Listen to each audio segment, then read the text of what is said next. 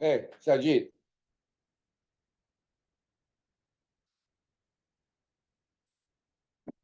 Hi, Prof. Good evening. Hey, Sajid, can you later on can you send out the survey of the mesh infection again? Yeah, I can. Yeah, you can repeat them. I am here with Marcus. We have received about 240. No, we want to reach at least 500. 500. Okay. Okay. I send the Uh, mail, I send the mail blast now, okay. but you can send on the ELSA app. Yeah. No, I can send like 4 or 5 places. ELSA app, Facebook, LinkedIn, and X again, Twitter again. Mm. So You should. If you receive the new one, I changed the logo. I put the PHS logo. yeah, I've seen the new one onto the website as well. When you No, open the no, website, it will... I just send it now. Okay, let me have a look. So I don't know. I'm sure you are in a mailing list, right? No, I haven't received. Let me see. No, I haven't received. I received... You got the one with the ELSA or PHS? No, the trial you sent, but the test was the ELSA. Oh, okay.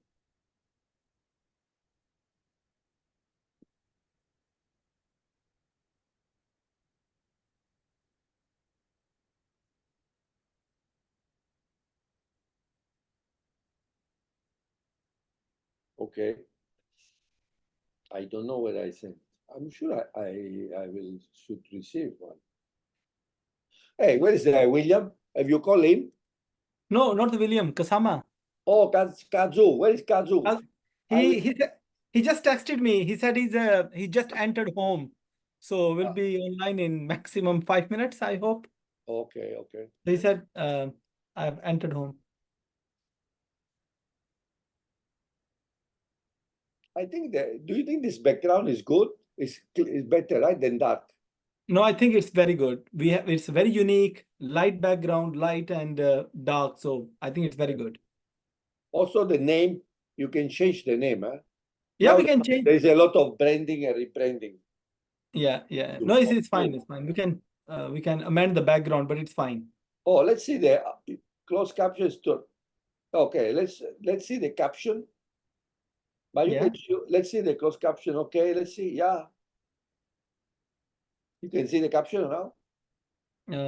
It's not appearing at Oh the no! moment. If you go below. No. Yeah, show captions here.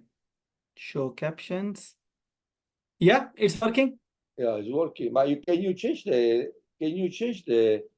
English? Yeah, you can change. Let's do it. It's already in English. Oh, I can put in Italian. Yeah. Yeah. It's in So Italian there now. we go. Oh, you can put in Pakistan in Urdu. In Urdu. Yeah, maybe. Okay. That's Yeah, great. it's working. But it's not very good. The translation not so good. Yeah.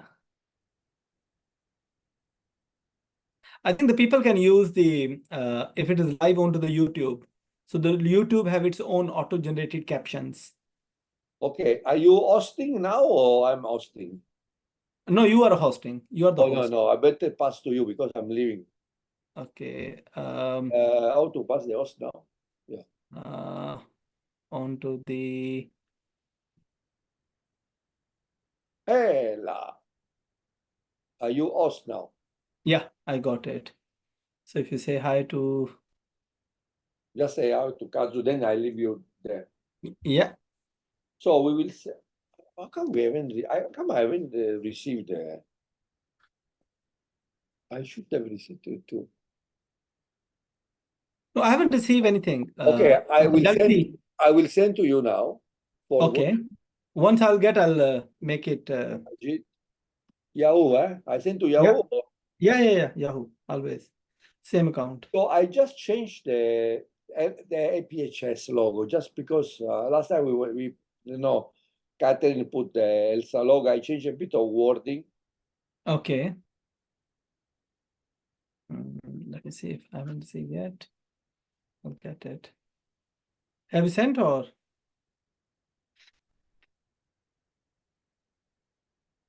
Yeah, I got it. Oh yeah, it's a new. Yeah, it's a with a new template. Okay. Yeah, got it. Okay, great. How's the preparation going on? Oh, here is go. Who? Professor Kasama is here. Who?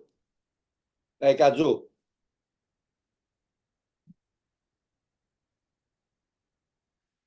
He's still mute. Okay. Can you hear me? Yes, very well. Yeah, I was good. with Yuko. I was with Yuko. Yuko, Huh? I'm sorry, I cannot hear you. can you hear me now? Hello? Yeah, Can you hear me? I think your volume, something wrong. yeah. Okay. We can hear you, Prof. Yeah, both of you. No, I think maybe your Very end well. is. can you hear me now? Yes. Oh, I was with Yuko. Yuko is here for the gastroesophageal cancer. Oh, yeah. Yeah. Professor Kitagawa is there? Yeah, it's in Singapore. Because Oh, really? yeah, gastroesophageal cancer. We talk a bit. They say, I'm now the president of JSS. Yes, I know. You are very good. With Katsu, we always talk about you. We are doing a lot Oh, of yeah. initiative. It's coming to Bali. Yeah, he's coming to Bari. Yes. Oh, that's very good. Very good. Okay, I leave you. Just enjoy. Thank you, Yeah. Katsu. Okay, my pleasure. Your Thank you. proposal for the fellowship is quite good. Okay. It's a good start. Sajid, we are doing a fellowship for Japan for 2 weeks. Oh yeah, mini fellowships. Yeah, is it- maybe $3,000 US for Okay. to be okay for the flight, the stay. I think should be okay. Maybe we can do how many we can do? 3 or 4? Maybe 3. Yeah. But yeah. You know what we do, Kazu? Yes. Let's identify 3 specialty, like for example, 1 bariatric, 1 upper GI, 1 colorectal. You identify the hospital. So when we do the announcement, we already fix the everything. Okay. Yeah. That's For better. So, example, you can choose 3 topics. You want to do, okay, 1 obesity, you can do in your place, or colorectal, we can ask guys. You know the place. So okay. just find 3 places, maybe places that are not so expensive, easy to afford, easy maybe to find also a nearby location. I spoke with Masa from Medtronic also. Oh, yeah. You already. Oh, that's He's good. also here. Ah, I see. Masa from Medtronic is also here. He's keen to support. Let's see how. That's great. So because we have a international committee meeting end of this month, before that, I need to submit some papers regarding a mini fellowship to the committee. So that before that, I'd like to talk detail of that. Yeah. Okay. Do you think, how many, because I don't remember the amount, but what is it? Katsu. What we come out with some number, right? Yeah. Marcus, where is the number? The sponsorship we can get from Medtronic Japan is and 1 million Japanese yen. Thank you. We keep in touch. Okay. Thank you. Yeah. 1 million yen is Did you amount. see how come my okay, this card. Okay. I think we can do 1,000. If we do 1,008, I don't know because you use in yen. Yen, that's Japanese yen, because they sponsored yen. Not Okay. USR. Okay. 300,000, how much it is? 300,000 yen, how much it is? 300,000 yen? Yeah, 300, yeah, almost 300,000 yen per. It's about 2,000 US dollar, right? Yeah, almost 2,000 US dollar. So Yeah, how much? how much? $2,000 we can do three fellowship per year. Yeah, 3 fellowship per year. Maybe let's see if we can. I think we can start with 3 fellowship per year. Okay. And then Elsa can come up with some money, and then you identify 3 places, and the Yes. topics you can do. I don't know, Yes. upper GI or bariatric, colorectal, hernia, HPV. And then we Yeah. announce, and then people apply. Yeah. Cool. That is good. And Okay, so how that- frequently we have to do, like in a year, twice a year, or like Oh, in three- if we talk about one 3 specialty, people per year. 3 Yeah, people per 3 year. people per year 3 for one people, specialty. 3 people Yeah. per year, 2 weeks is enough. I think it's good Yeah, enough. no, of course, just like Right. to make a plan. Yeah, just to enough. The people can go to Japan 2 weeks for bariatric and stay in Kazoo for 2 weeks and finish. Yeah. So I think it's good to make it before JCS Congress. Yes. Yeah, so that I asked the president of Congress to waive the registration for the ELSA OP members. Okay, we Right. can do. We can Good do. So that idea. after the fellowship, so they come to the JCS Oh. Congress. Yeah, okay, we can do. Right. We can do. Then we can also put the date. Okay, JSS Fellowship will be from 20 to 20 November to 5th of December, because Yes. 50 will be Fukuoka, right? Yes, that's right. So So we can. yeah, I'm gonna talk with the president of JSS to get the approval of the waive of the registration fee. Okay. Okay. Because I will be in Fukuoka too. That's great. So we can do a bit a small ceremony. Yep. Okay. Okay. That's it. Perfect. Okay. Okay. I leave it to you. Time to start. Yes. Enjoy. I will just listen. Okay. Thanks. See you then. Thank you. Bye-bye. Bye-bye. Thank you. My phone remind me to start the meeting. Okay.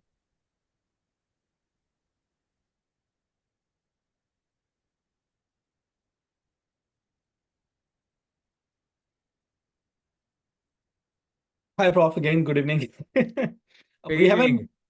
haven't started yet, so we are not live yet. So when I will press button on from my side, then we will be live. Okay. On the YouTube channel. So it's like crossfire, 10 questions approximately. And then I'll start with the introduction questions, and then we'll end up like in maximum 50 minutes. So it's already 7:30. I'm going to start it.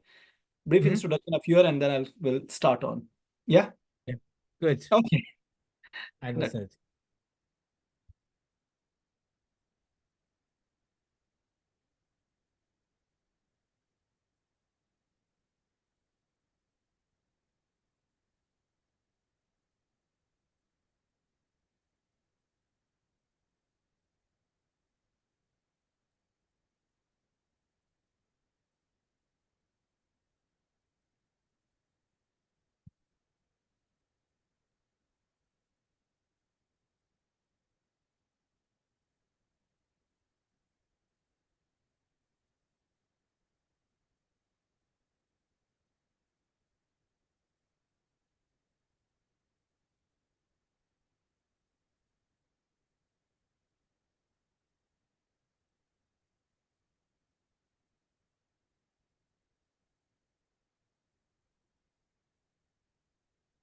Good evening, everyone. I'm your host again.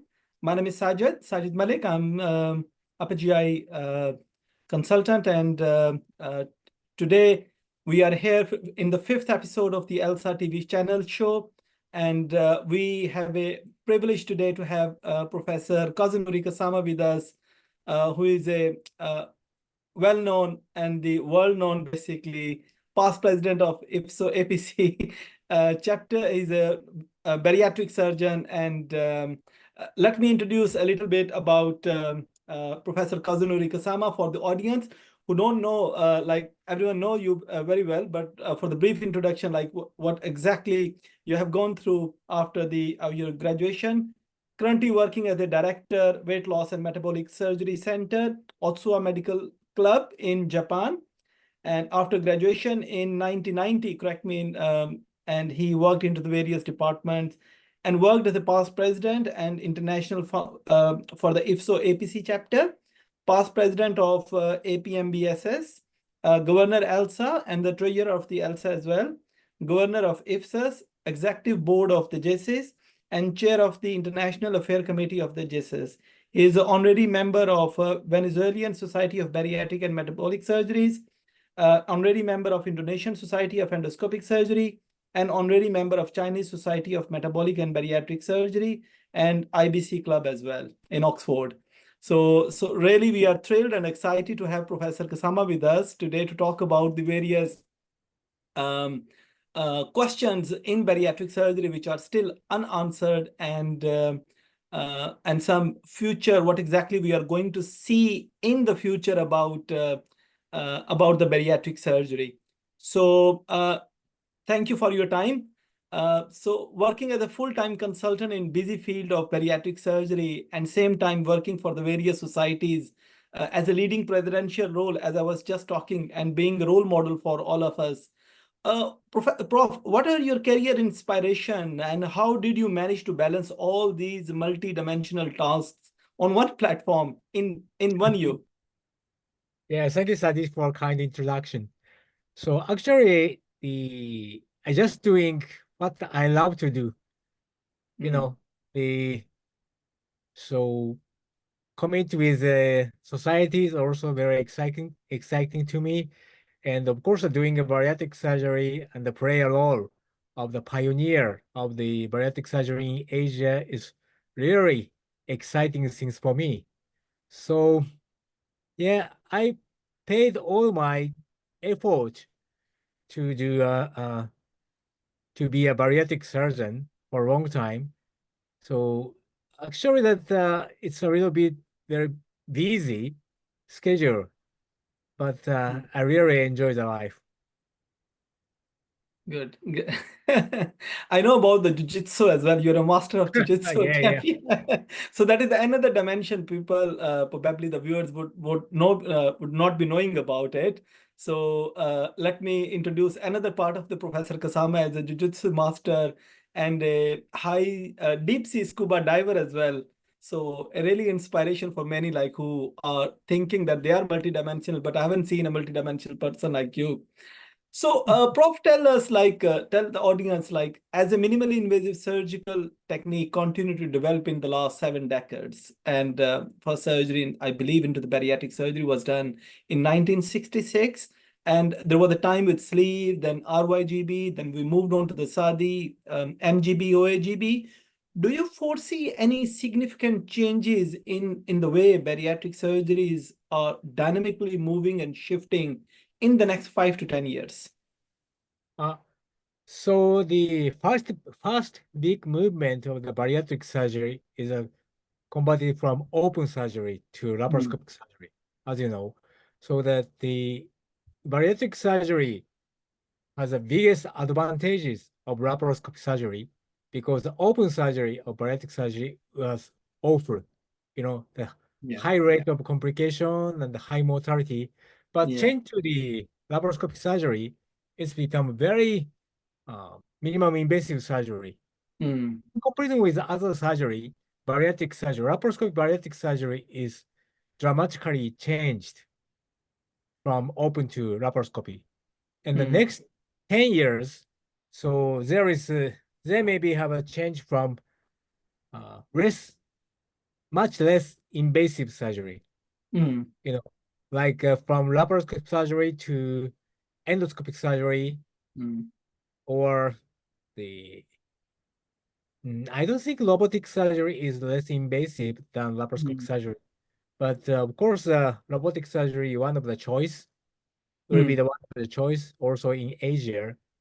And also that what I'm thinking about is in combination with medicine.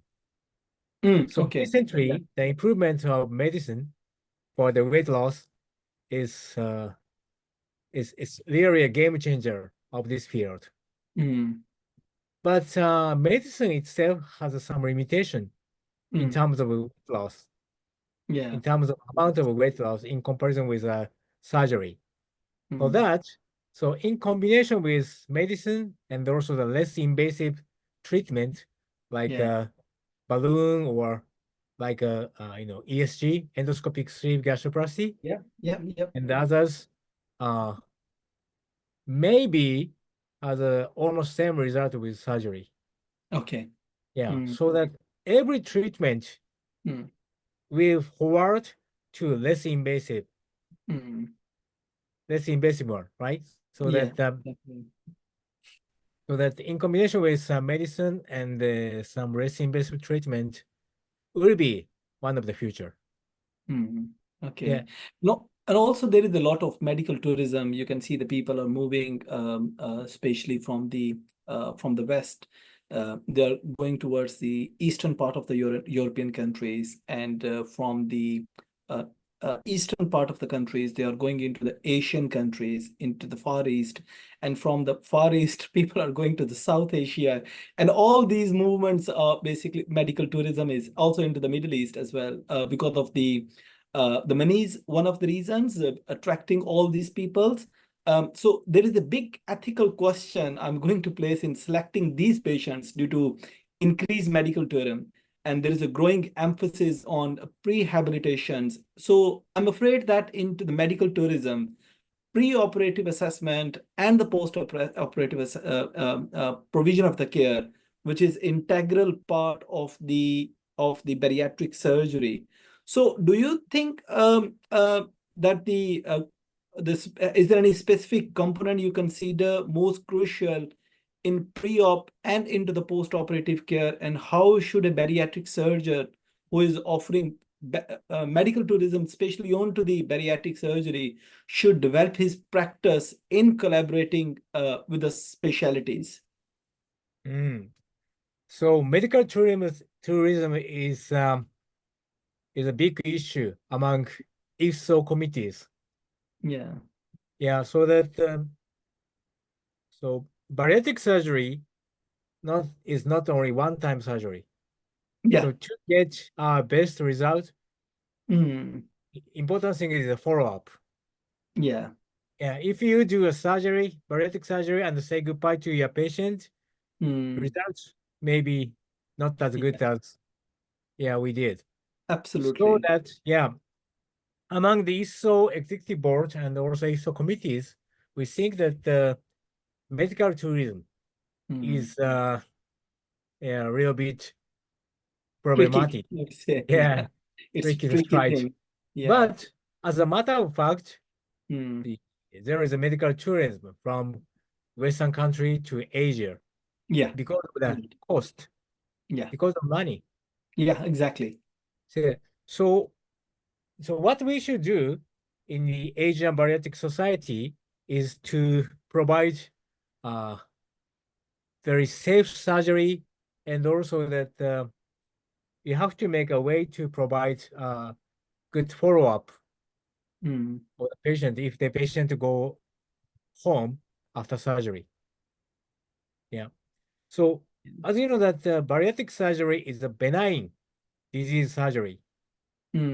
If the mortality happens, it will be the disaster of surgery.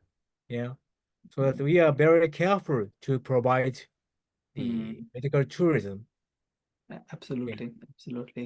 I remember we used to do comms clinic when I was doing fellowship with Professor David Lumonto and Professor Asim Shabir in bariatric surgery and upper GI and MIS. There was a very strict criteria to as an inclusion criteria for the patient who are coming in Center of Obesity and Metabolic Surgery, not to hire all patients. Patients have to show some personal movement, like in terms of the weight loss. It's not like patient is coming in, okay, you offer the bariatric surgery and then, okay, you go home and then there is no follow-up. So I think the preoperative psychological assessment and physiotherapy, initial weight loss, and all these things which are basically very important to be considered. Yes, that's true. Yeah. So, And while the robotic has become increasingly common in many surgical fields in adoption, as you just said, the robotic might be the late upcoming into the bariatric surgery, as the we have a big room into the abdominal cavity. What do you think about the potential advantages and limitation of the robot-assisted bariatric procedure? The question would be, because when we talk about the artificial intelligence, the question would be, are the robot going to take up my job into the, that is like a common question. So of course, robot is not going to take up your job. You need to simulate it. But so how helpful the robots would be into the future in bariatric surgery? Are we seeing foresee in 10 years, 20 years, or just we are relying more on endoscopy and laparoscopically? yeah, robotic surgery is the one of the future of our field. I mean, all of them, the laparoscopic and endoscopic surgery, we cannot deny the robotic surgery. Yeah. But still in the field of bariatric surgery, we don't have any evidence that the robotic surgery is better than laparoscopic surgery. But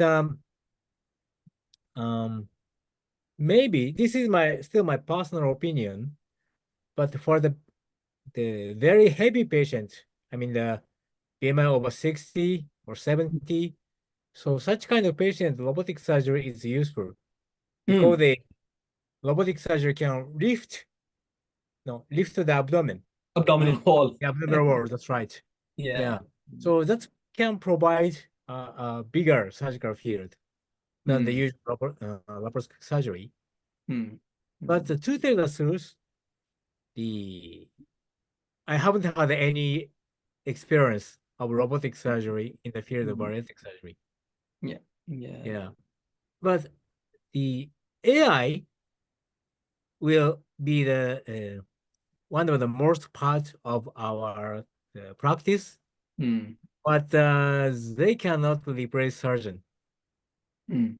At least this 1 or 2 decades, maybe.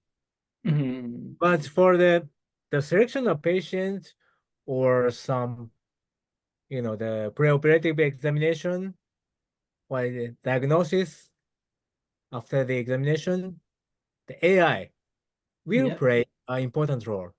And also during surgery, AI will play some navigation. Yeah.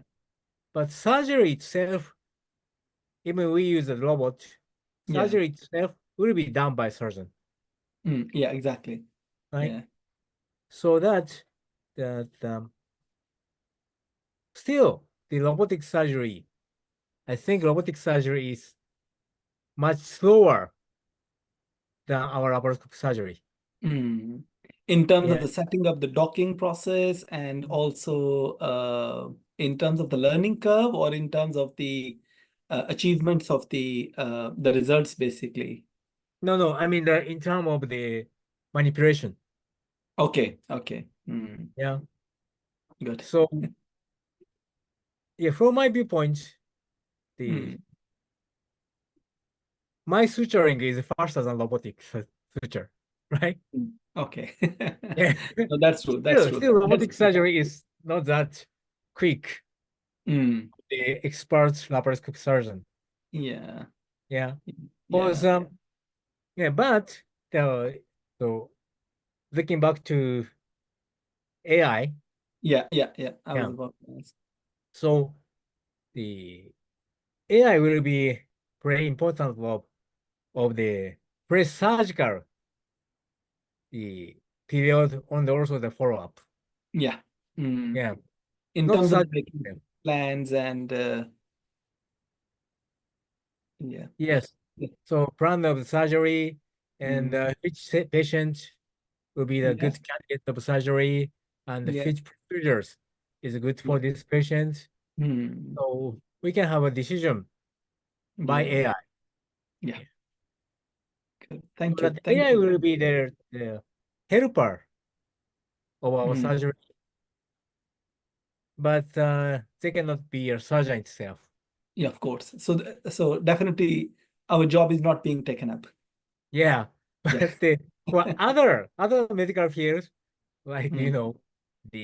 just the diagnosis Mm. department will be Yeah. replaced by AI.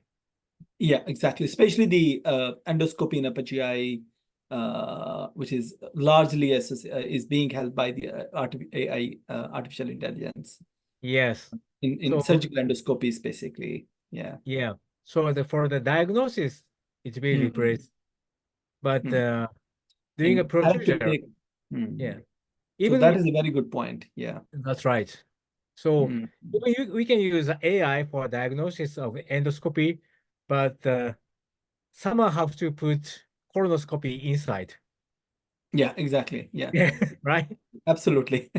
Right. So Absolutely. diagnosis is for AI, but the procedure itself is by surgeon or the endoscopist Yeah, itself. absolutely. Right? Absolutely.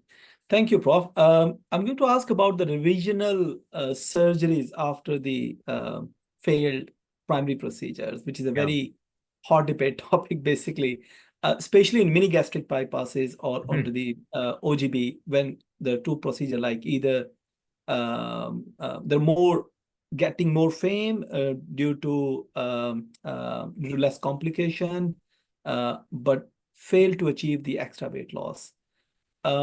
In terms of the revisional procedure, so what is your advices in terms of the pouch, like lengthening of the roux limb or the correction of the large gastric pouch and the stoma, or taking down the gastro fistula, and the what is your basically what do you do in your practice as a revisional procedure in these patients?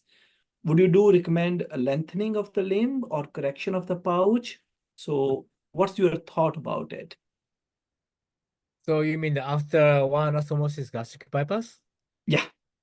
Okay.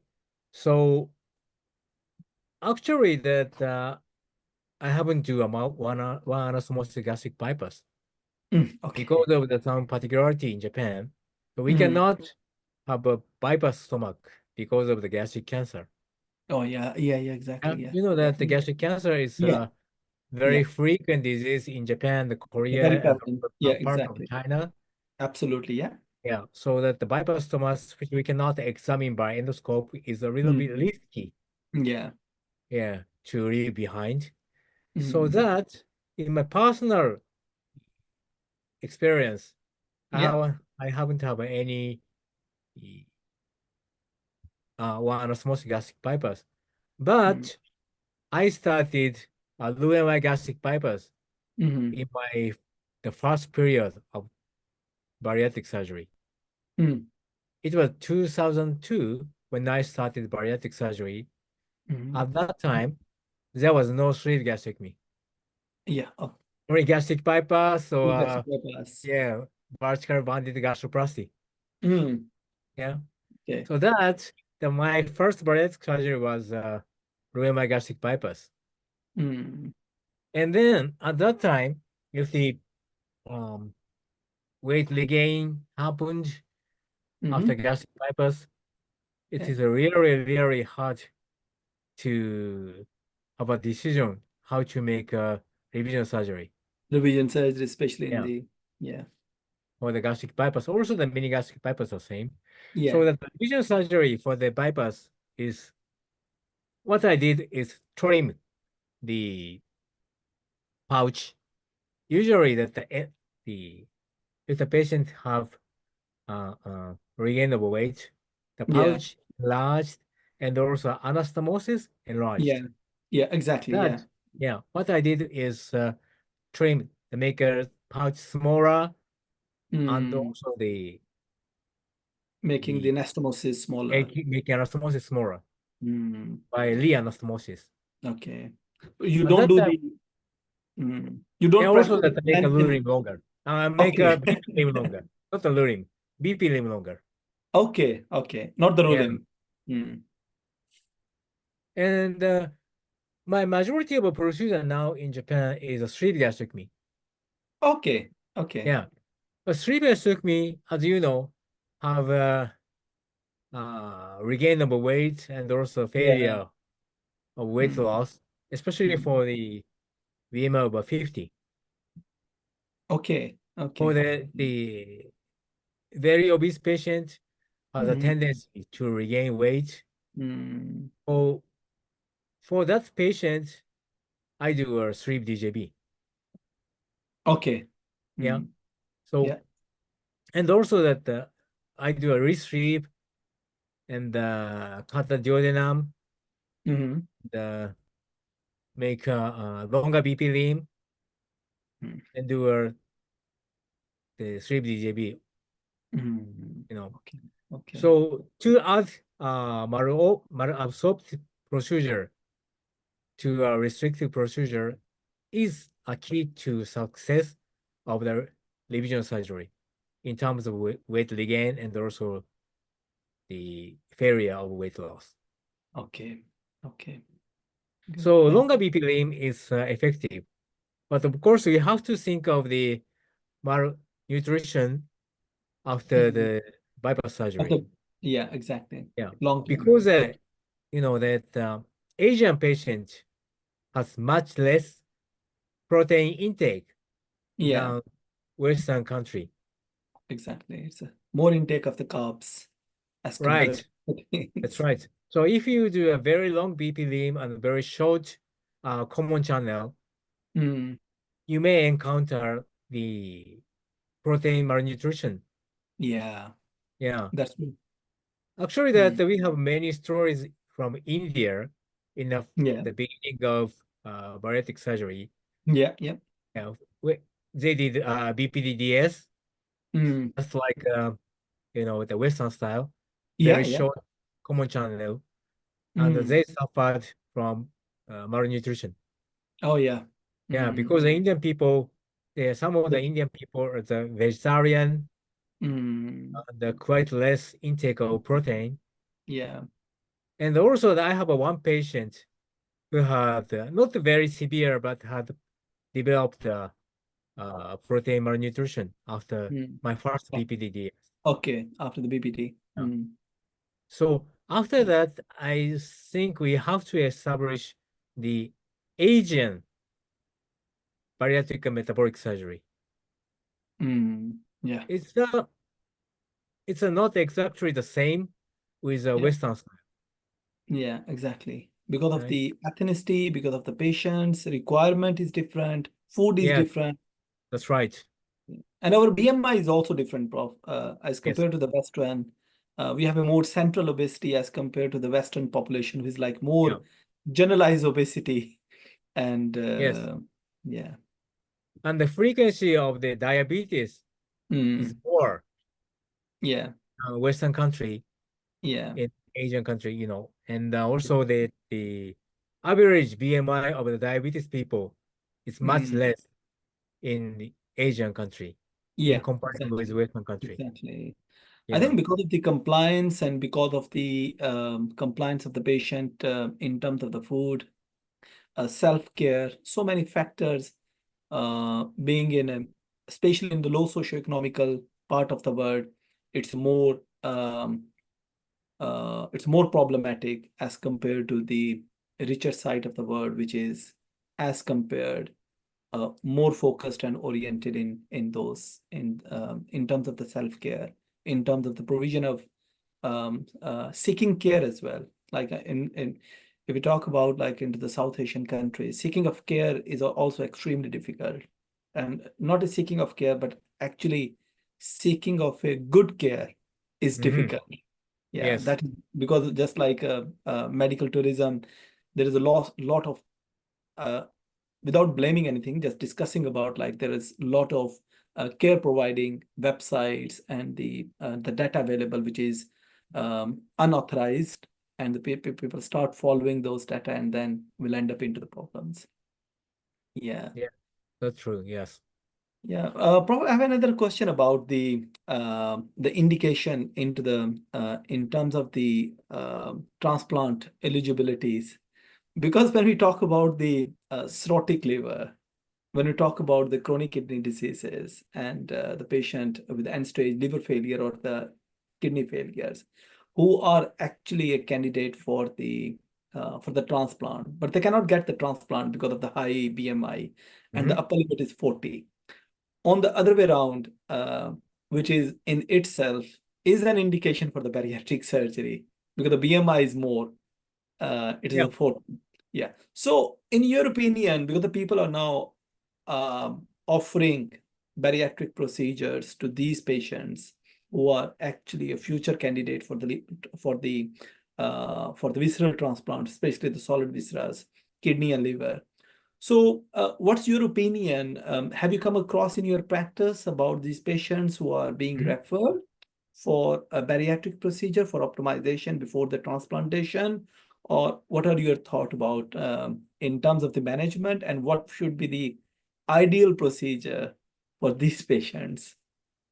Okay, so the recently that IFSO and the SMBS, they published a guideline 2022, and they also conclude the bariatric surgery is good for the bridge to transplantation.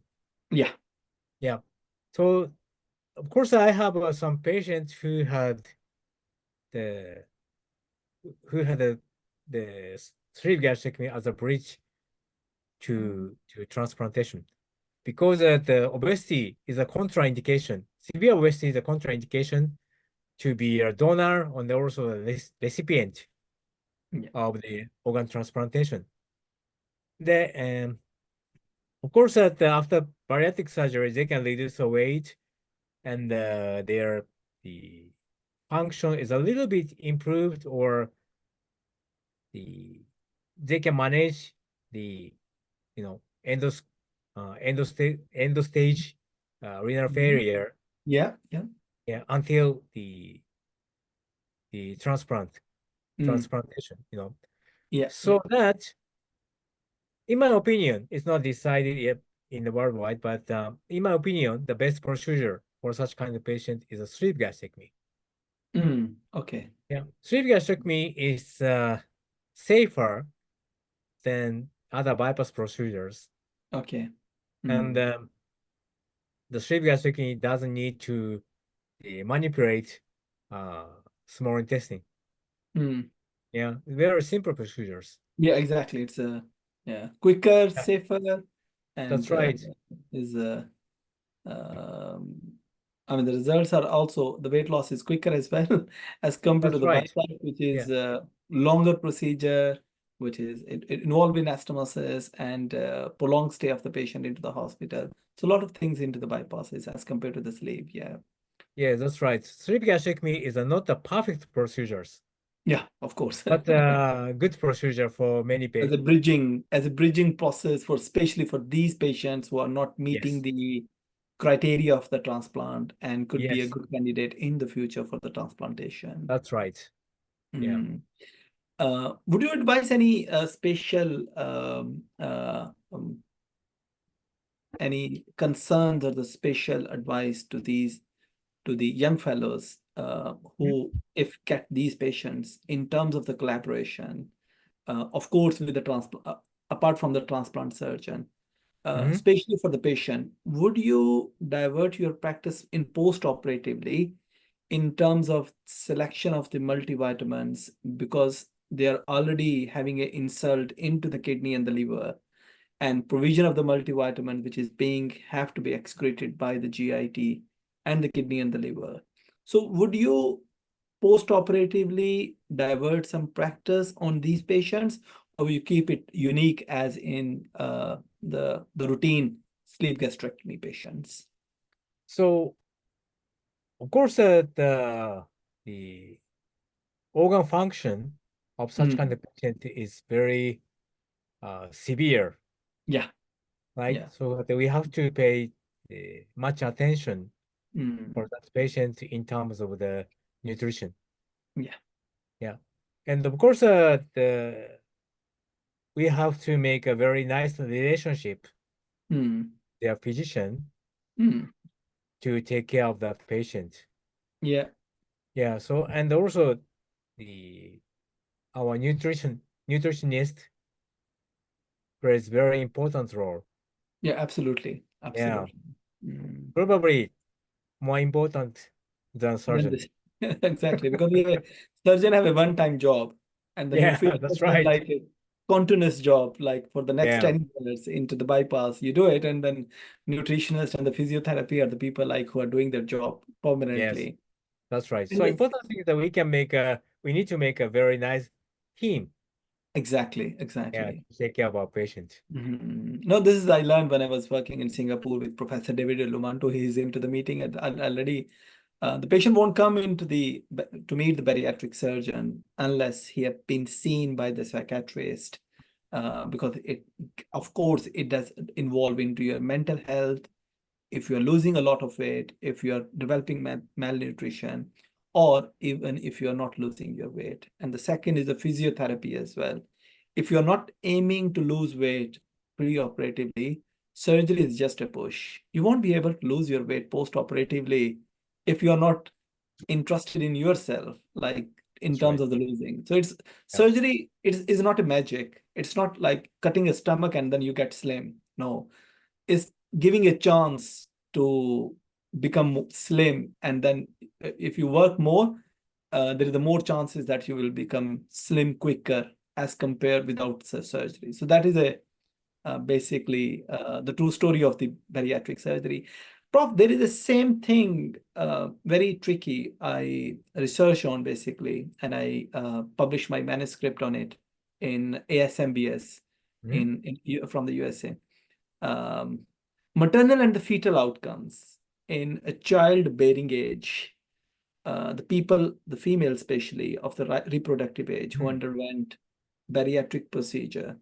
So what I found is when they conceived after the bariatric surgery, there was small for gestational age babies, and there was no mental retardation though, but the babies were small for gestational age, and on to the positive side, maternal benefits were preeclampsia, pregnancy-induced hypertension, gestational diabetes were less.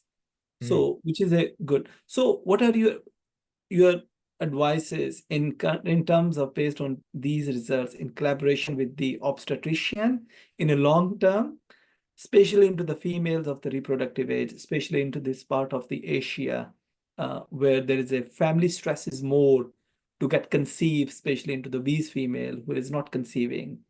So this is a very sensitive, issue in most of the families in major part of the Asia as compared to the Western part. So what's your advices to the surgeons who are doing bariatric surgery in a reproductive age onto the females and in a long-term management plans and the selection of the procedure as well? Yeah, that's a very nice question. And from the viewpoint of bariatric surgeon, I saw the patient who had who was so delighted from surgery, delighted for surgery, was the patient who get the baby after surgery. Right? Here You we know go. that before surgery, they pay huge amount of money, Yeah. yeah, to get a baby. Yeah, exactly. But, yeah, because of the obesity, they They can couldn't get become, yeah. baby. Yeah. Yeah, ICSI because and they had PCO, mm, yeah, polycystic ovarian diseases, ovarian syndromes, yeah. and also that it was impossible to get pregnant. Yeah. But after surgery, it was so easy to get the pregnant, Yeah. right? Yeah, And exactly. as a matter of fact, we already have more than 40 babies after surgery. And Yeah. all of the patients was very hard to get the pregnant before surgery. They were so happy. Happy. Yeah. Of And course. sometimes they brought their baby to my clinic To the clinic as well. and they showed how happy they are. Yeah. Yeah, that was very good point to be a Mm, bariatric surgeon. exactly. Yeah. Exactly. You're So, offering. but of course, for the patient with reproductive ages, I recommend them to avoid to get pregnant the 1 year after surgery. Yeah, 1 year. Yeah. 1 year. Yeah. That is just follow the guideline. Yeah, exactly. Yeah. Exactly. So exactly. Yeah. just after surgery, Mhm. the nutrition status is not good Yeah. to be pregnant. So Yeah. that 1 year is okay, but maybe the 9 months is okay. But I recommend them to avoid the pregnant for Mm. 1 year after surgery. Okay. And Okay. then Not good to after know. 1 year, I say them, go as you like. Mm. Yeah, do as you like and Good. enjoy your life. Yeah, And get absolutely. And yeah, absolutely. As you said, in your practice, you do mostly because of the BMI and also the selection of the patient as a sleeve gastrectomy mode. So in these patients, in these females, would you titrate them for the sleeve or gastric bypasses, or would you use any criteria, or you will randomly, not randomly, I mean, assign them, scientifically speaking, as per to the original criteria, not considering them as a reproductive age female trying to conceive? Yeah, the choice of a procedure is depending on the patient situation, Okay, yeah. usually. Hmm. But I need to tell you that for these 10 years, Yeah. this sleeve gastrectomy is covered by national insurance. Mm. The Okay. coverage of the national insurance of bariatric surgery is starting from 2014. Nice. Yeah, Which is but good. it was only sleeve gastrectomy, no Hmm. bypass surgery. Okay. Okay. Yeah, Okay. but from this year, from this June, the sleeve DJB, the 3 plus, is now covered by national insurance. Okay. Okay. That's good. Yeah, That's nice. so that we have a two choice of the coverage of insurance, but it used to have a sleeve gastrectomy only, so that all of my patient who could get pregnant was sleeve gastric patient. Yeah. Absolutely. Absolutely. I think the Japan is taking a leading role in the sense, like offering bariatric procedure onto the national insurance. Most of the countries, talking about the Pakistan, other countries into the South Asia, and most of even the Western countries, they're still not offering bariatric procedure onto the national health services. Oh yes. Recently, NHS UK have recently started, but there is a long waiting queue of like, I'm not sure about the timing, but there is still.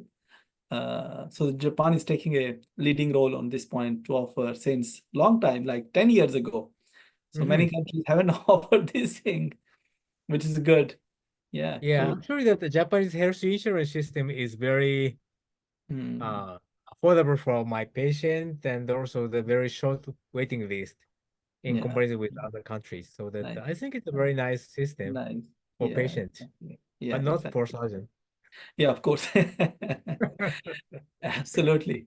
Prof, there is another question about Yes. another area of concern in bariatric surgery is when we talk about the metabolic diseases, diabetes, hypertension, and all these things, but there is another non-alcoholic fatty disease, NAFD, and the non-alcoholic steroidic hepatic disease, basically. Yeah. So in these patients, because of the fatty liver, which is related actually indirectly or directly with the comorbidities, and becoming more and more an indication for the bariatric surgery patient, despite of the not normal, slightly onto the higher side BMI, who would actually won't be a candidate for bariatric procedure. But this non-alcoholic fatty disease is making them to be a candidate for this patient. So would you offer mini gastric bypasses, or what do you do in these practice if you come across, and what would be your advices based on to the consensus, like what should be the ideal procedure for these patients again? Because it's not a short-term metabolic abnormality, it's like a long-term metabolic abnormality. Patient would need a results for a prolonged period of time. So what your advices are? Yeah, for the non-alcoholic fatty liver disease. Recently, we call it the MAFD, metabolic Yeah. associated. Yeah. Yeah, exactly. Yeah. Yeah. And I also would like to tell you that I'm happy to tell you that from this year, June, our government approved bariatric surgery for the MAFD patient. Okay, nice. Yeah, that's good for us because yeah, our criteria is a BMI of 32 with 2 comorbidities, including diabetes, hypertension, the hyperlipidemia, and the sleep apnea, and MAFD. So among 5 diseases, if you have 1 or 2 diseases, so we can do the surgery. Okay, okay. Yeah, and recently, just as I said, that the MAFD is just included in the Into the national into the national insurance insurance. criteria. Yeah, just from last month. Okay, okay. So I think the improvement of the MAFD is rely on to the weight loss and also the improvement of diabetes. MAFD is a really have a close relationship with diabetes. Yeah. So that the sleep gastrectomy itself is also a very nice procedure for Okay. them. In my colleague of Iwate University, Iwate Medical University, had a very nice paper regarding remission of the stenosis Yeah. of the map after sleep gastrectomy alone. Okay, nice. Yeah, so that they prove that the fibrosis Yeah. is, can be a normal liver after massive weight loss. Yeah, but cirrhosis is already established. Cirrhosis is not easy to reverse. Exactly. Yeah. Yeah. Yeah. Yeah. But NASH, the state of NASH is okay to Yeah. reverse. Yeah, possible to reverse even after sleep gastrectomy alone. Yeah. Yeah, exactly. Yeah.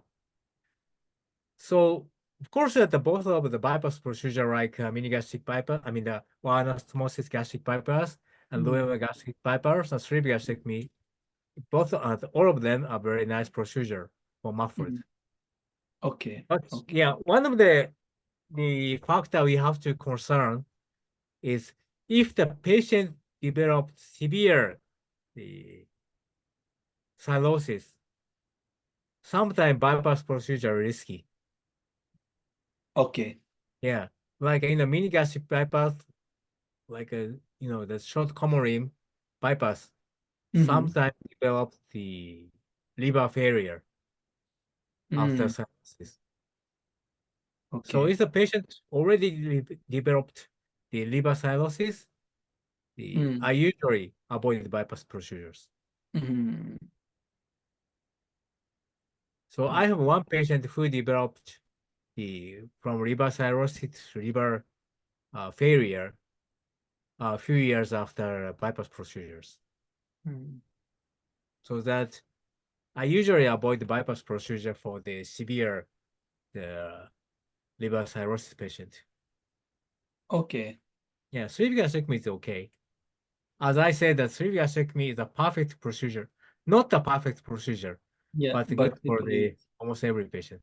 it Yeah. fits everyone. Yeah. Yeah. As we were talking about in the beginning about the future of the bariatric surgery, Yeah.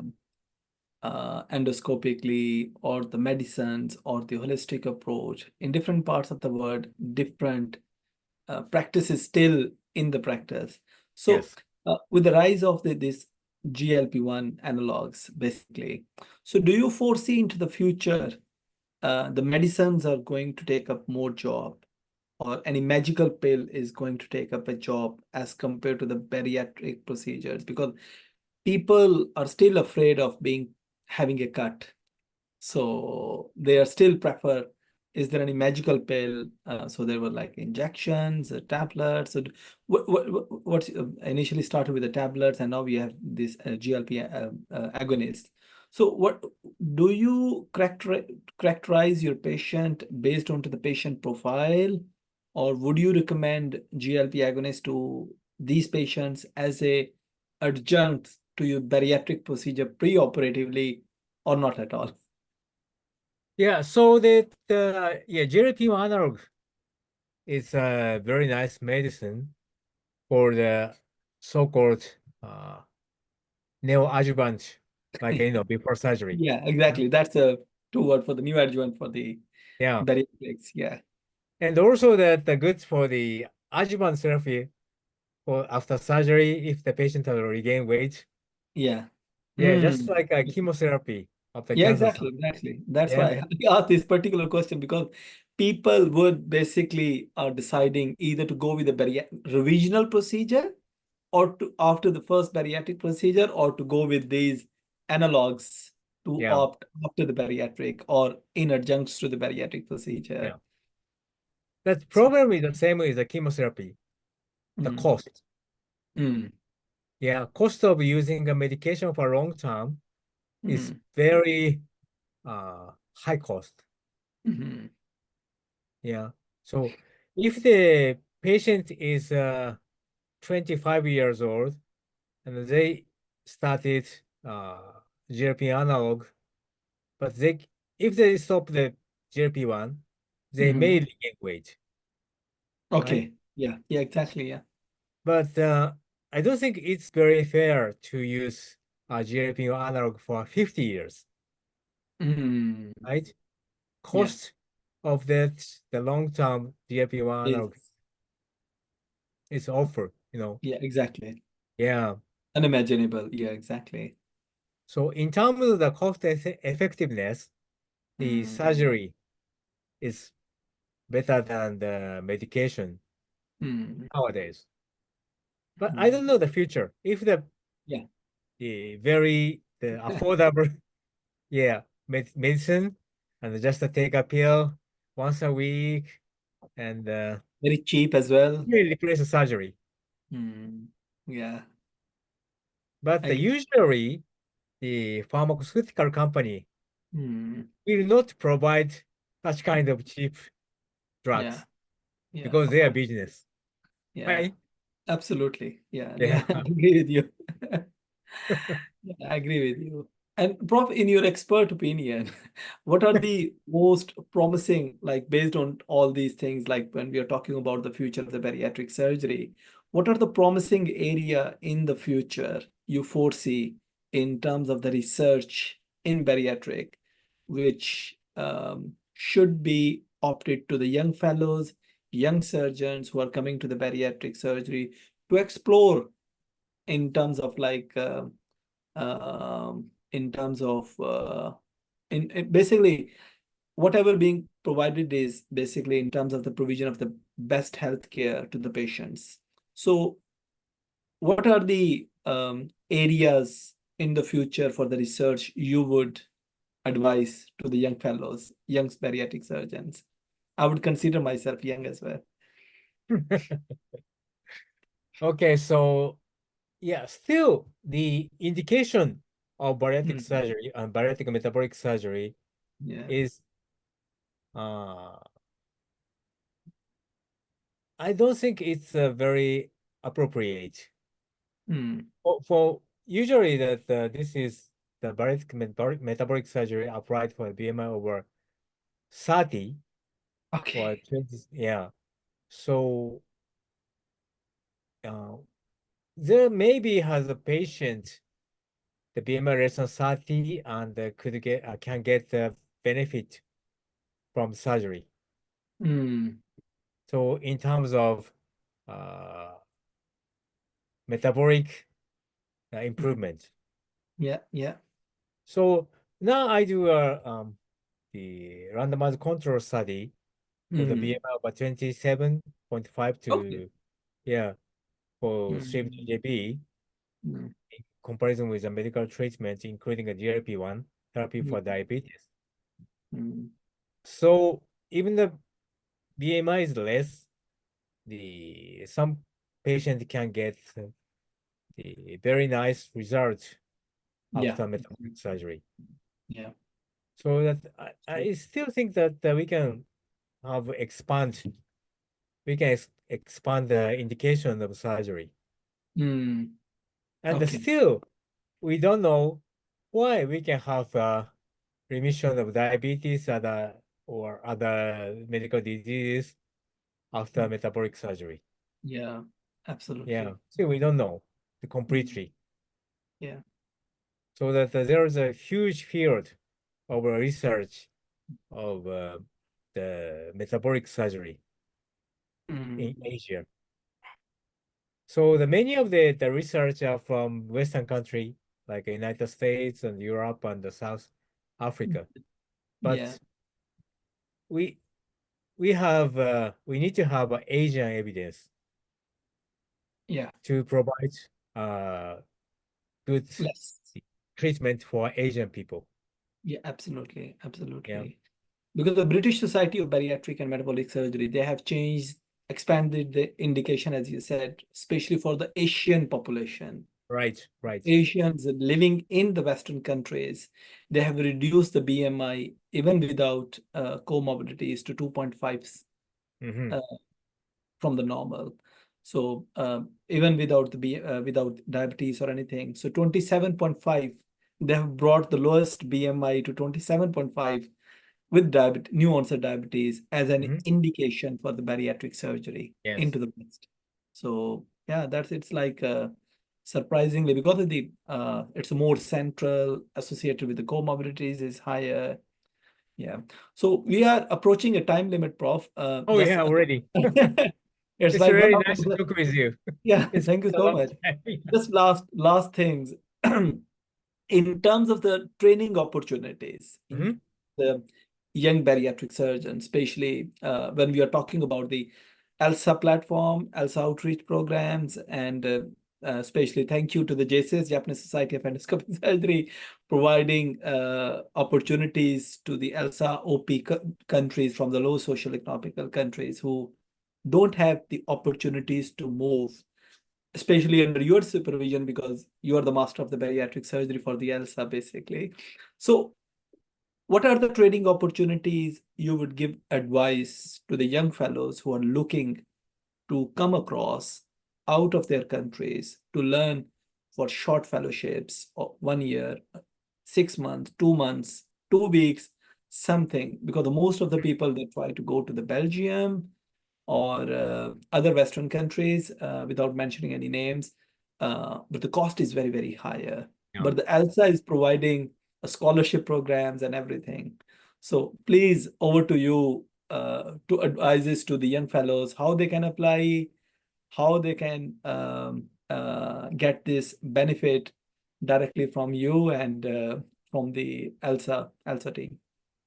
Thank you. So now with Professor Romanto and the ELSA OP team, we are making a plan to provide a mini fellowship with JSS. Yeah. So now I play a role of the International Affairs Committee of JSS, and so that we are thinking of the plan to provide the opportunity to come to Japan, and of course, including a bariatric surgery and other fields like colorectal surgery, upper GI, and hernia, and HPV. So Yeah. we will provide some mini fellowship program in the relationship with ELSA OP and JSS. Okay. Yeah, so that for the ELSA OP country, for them it's really expensive to come to Japan and other country, but we can support them. Okay, that will be very extremely benefit and useful for the young fellows. Yes, and also that in terms of the bariatric surgery, the IFSO can provide some opportunity for the clinical fellowship, and also that the hospital, Yotsuya Medical Cube, can provide some clinical fellowship, hands-on fellowship to Asian surgeons. We already have more than 25 international fellow Oh, nice. to have a clinical hands-on fellowship in my hospital. So Yeah, we also accept the clinical fellowship among Asian countries. yeah. Nice, nice. I think that's a very, very would be very exciting for our viewers who are watching at the moment or would be watching later on to the YouTube, so they can explore your center. I will put into the comments to apply for these clinical attachments and to the fellowships with you and in other specialties. So the time is getting over. Thank you, Prof. Yeah, it's really my honor and pleasure. No, thank you so much for giving us the time from the busiest schedule of yours, being so busy in terms of the three main dimensions, being a clinician, and then the managerial role into the society, and then the family, and along with your commitment with this jiu-jitsu and the scuba diving and all these things. Thank you, Prof. The last advice you want to give to you viewers as a all yours, like just a short comment to the viewers in terms of the bariatric surgery. So yeah, just a short comment to all the viewers. So if you want to be a good laparoscopic surgeon, train hard. Yeah, practice is everything. Good. And I think I was with Kiyo a few weeks ago, and then there was a word in Japanese I forgot about. Work like a bee, but there was some specific word into the Japanese when you do the this jujutsu. There's some special word I forgot about it. Sorry. No, it's okay. Yeah. Okay. Thank you, Prof. Thank you, viewers. Thank you, Professor Kasama. Professor Kazunori Kasama is a well-known, again, bariatric surgeon, and he's a executive member of ELSA Society, and we will talk to him again on other platforms during ELSA Bali and also in Singapore and also into the upcoming events and in many outreach programs again and again and probably onto the webinars. Thank you for watching, and I would request to subscribe to view the latest updates. Don't forget to install the ELSA app, because the whatever we are talking about would be going into the incorporate into the ELSA app. And ELSA app is not like an app, it's more like a dynamic app, which is being updated on the daily basis to have the latest news, the fellowship program, which Professor Kasama was telling about. All those would be announced through the ELSA app, basically. So thank you so much. Hope to see you in, don't forget to get registration with the ELSA Bali event, which is in August 2024. And World Congress of Hernia Surgery, which is being a sister society with the ELSA in October 2024. Thank you so much. Thank you. See you in Bali. Thank you. See you in Bali. Thank you.